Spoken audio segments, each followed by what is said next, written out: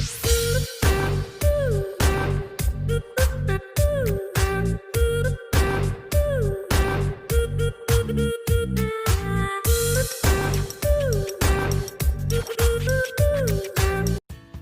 guys, it's Lisa from Border Balloons. Today I will show you my ice cream balloon sculpture. So let's check it out.